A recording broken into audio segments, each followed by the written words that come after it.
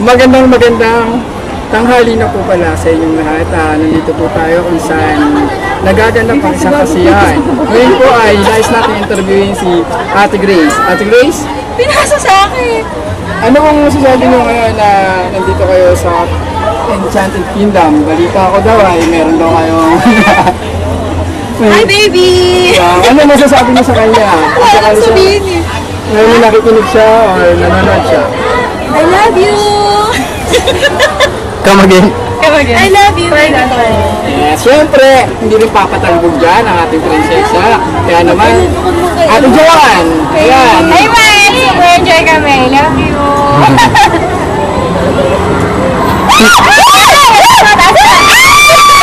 Ayan!